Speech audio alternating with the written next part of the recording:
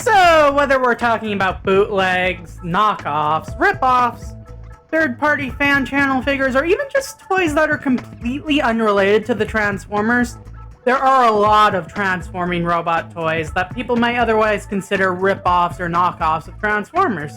So I've decided, why not make something of them? And why not take some inspiration from how Hasbro originally made the Transformers using Diaclone by adding bios and the like to those toys? In this series, I'll be taking a bootleg, knockoff, or otherwise story-thin transforming robot toy, redesign what I can with what I can, whether that be via Lego, mass builder, or even perhaps via commissions in later videos. And then write a bio and tech spec for the toy that fits into the lore of the Transformers, or into the lore of Power Rangers. Let's make some madness. Welcome to RipOff Rehab. And for our first subject, let's take a look at Celestial Warrior's White Tiger. This White Tiger Zord looking ripoff guy. Now, design-wise, he's a bit of a mess. Really lanky, looks a lot like the White Tiger Zord. And he's very ratchety and pretty darn fragile to play with, not going to lie. This guy's head ended up flying away from me when I was transforming him off camera after I was done with the recording of this footage. He's not great. But, you know, might as well do what we can with his design to make a better character. Now for his redesign, I went ahead and built him in mass build. Here's a bit of a quick abridging of that process. For the color, I figured a platinum or titanium would be more fitting since the actual figure here isn't quite white. I regret this a little bit later on. There were a few things I knew I wanted to do with the face right away. Ultimately though, the difficult thing was getting a nose looking good. There weren't really pieces that would go well for having a mouth, so this face was the closest I could get. That said, I still do think it looks pretty good. And when it comes to his upper head and helmet, before getting into the further shaping that is beyond some vanilla armor native to Mass Builder, I felt like I needed to figure out how the decals would be managed on this paint livery first, especially with how many differing colors there were. Ultimately, I would struggle a little with decals throughout the tiger striping process. A lot of that I've cut out from this little abridging. But honestly, I'm still not entirely happy with the tiger stripes we have on the final design, but I'm limited by my platform.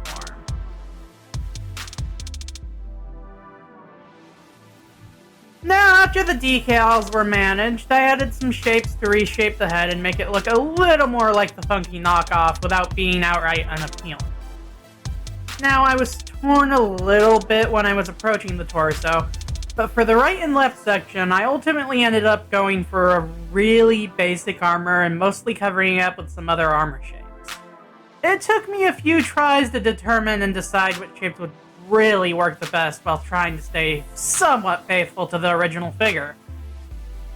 And for the center chest, I went with one of the protruding options before moving on to adding on shapes to try to make a Zoids-esque tiger head shape on there.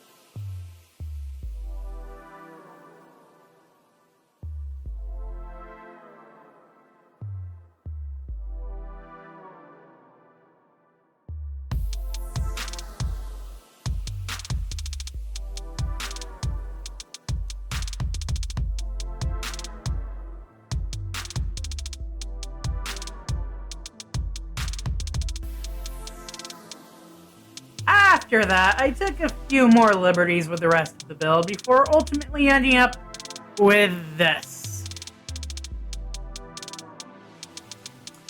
With both claw and railgun weapons there, let's dig into that bio for this guy.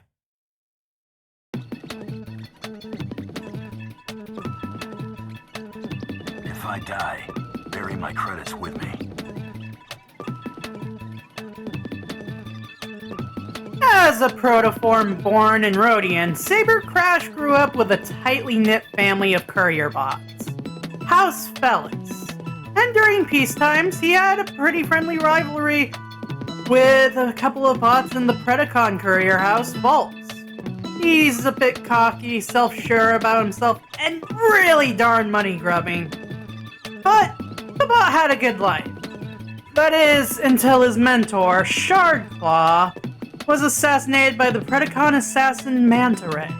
Sabrecrash had himself rebuilt seeing this happen. He spent the last of his funds for a full military-grade overhaul, and after months of training for it, he managed to track Manta down. Now, despite being intent on destroying Manta, the two's conflict revealed the true criminal in this matter: Manta's employers, the Tri-Predicus Council. They were targeting figures all over Cybertron and its colonies to destabilize the Pax Cybertronia and ensure their control over Cybertron. Now, Manta working so closely with the Tri-Predicus Council led him to collecting a lot of information and data on the group. And he eventually ended up discovering their Unicronian origin even. Now, Manta, he didn't want anything to do with that. But he knew if he tried to move against them or get in their way, he was as good as dead. So, he took Saber's storming of his HQ to his advantage, shooting a data slug full of the Council's info into Saber's arm before, Saber ended up getting his revenge, as it were. Felt kinda hollow for him in the end. And, it'd be months before Saber would get back to Rodian and get a medic to pick that data slug out of him. Now, after seeing what was on it being exposed to the conspiracy, Saber took it straight to Prowl, because of course he would. Now, after exposing the plot to the Elders, Sabrecrash now works for the Maximal High Council as a bit of a bounty hunter, taking on any job where, officially speaking, the Maximals aren't able to push military action. All to push back those Tri-Predicus Council schemes that killed his dad. Well, dad as far as Cybertronians are concerned. But let's take a quick look at those stats. Now, after his rebuild, Sabrecrash got pretty dang tough and got a bit more processing power. It's amazing what the wonders of being made of tech can do for you. As such, he's got a 7 in strength, 6 in intelligence, and in speed, and he can endure a heck of a lot with a 7 in endurance. And, packing a railgun means he's got an 8 in firepower.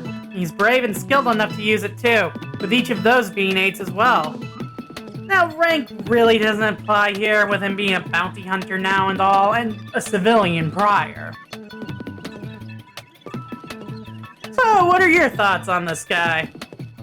Any thoughts on this redesign/rewrite? If you do have anything you want to say, go ahead and paste them down in the comments. For now, Tiv out.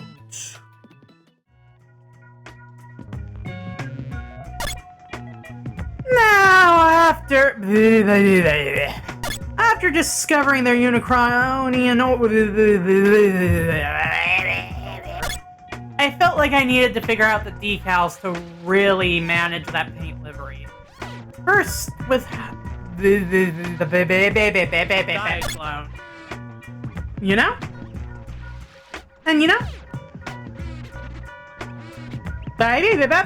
During peace times, having a bit of a friendly rivalry with the Predacon House Bulbs, he had a pretty good life. He was a bit coffee. What the heck, mouth? What are you talking about? He was a bit coffee. A Rodian-born protoform native?